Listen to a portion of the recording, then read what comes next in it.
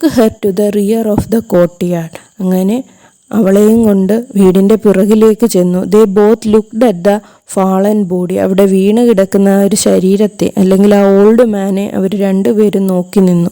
The man was dressed like A rag picker.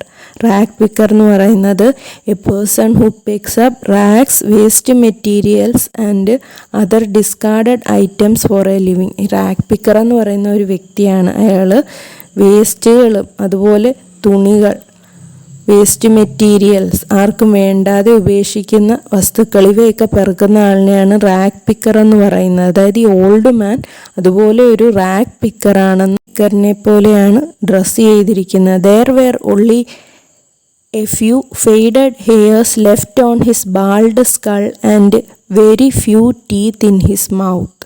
അദ്ദേഹത്തിൻ്റെ external അപ്പിയറൻസിനെ കുറിച്ചാണ് പറയുന്നത്. തലയിൽ കുറച്ച് മുടികൾ, ഫെയ്ഡഡ് ആയിട്ടുള്ള മുടികൾ മാത്രമേ ഉള്ളൂ. തല മൊട്ടത്തലയാണ്, ബാൾഡാണ്. And very few teeth in his mouth. വായിൽ കുറച്ച് പല്ലുകൾ മാത്രമേ ഉള്ളൂ. His pitiful condition seemed that of a drenched great grandfather. അദ്ദേഹത്തിൻ്റെ ആ ഒരു ദയനീയമായ അവസ്ഥയെന്ന് പറയുന്നത് ഒരു ഡ്രഞ്ച്ഡ് ആയിട്ടുള്ള, അതായത് നനഞ്ഞു കുതിർന്ന ഒരു മുതുമുത്തശ്ശനെ പോലെയാണ് അദ്ദേഹത്തിൻ്റെ ആ ഒരു condition. This took away any sense of grandeur he might have had. Grandeur means impressiveness. അതായത് അദ്ദേഹത്തിൻ്റെ ആ ഒരു ഇംപ്രസീവ്നെസ് അതെല്ലാം നഷ്ടപ്പെട്ടു പോയിരിക്കുന്നു.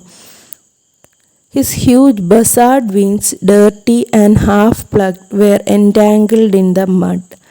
Buzzard means A large vulture like bird. ഒരു വലിയ ബേർഡ്, അതിൻ്റെ വിങ്സ് പോലെയാണ് അയാളുടെ വിങ്സ്. അവ അഴുക്ക് നിറഞ്ഞ് കുറേയൊക്കെ പറഞ്ഞു പോയിട്ടുണ്ട്.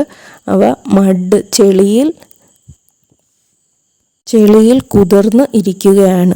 ദേ looked at him so long and so closely that Pelayo and Elisenda very soon overcame their surprise. അവർ കുറേ നേരം ആ പ്രായം ചെന്ന മനുഷ്യനെ സൂക്ഷ്മമായിട്ട് നോക്കിക്കൊണ്ടിരുന്നു. എന്നിട്ട് അവരുടെ സർപ്രൈസൊക്കെ അവർ ഓവർകം ചെയ്തു. അവരുടെ സർപ്രൈസൊക്കെ മാറി. In the end they found him familiar. അവസാനം പരിചയമുള്ള ഒരാളിനെ പോലെ അദ്ദേഹത്തെ കാണാൻ തുടങ്ങി. Then they dared to speak to him. പക്ഷേ അദ്ദേഹത്തോട് സംസാരിക്കാൻ അവർക്ക് ഭയമായിരുന്നു. He answered in an incomprehensible dialect. Incomprehensible dialect means unknown language, അറിയാത്ത ഒരു ഭാഷ.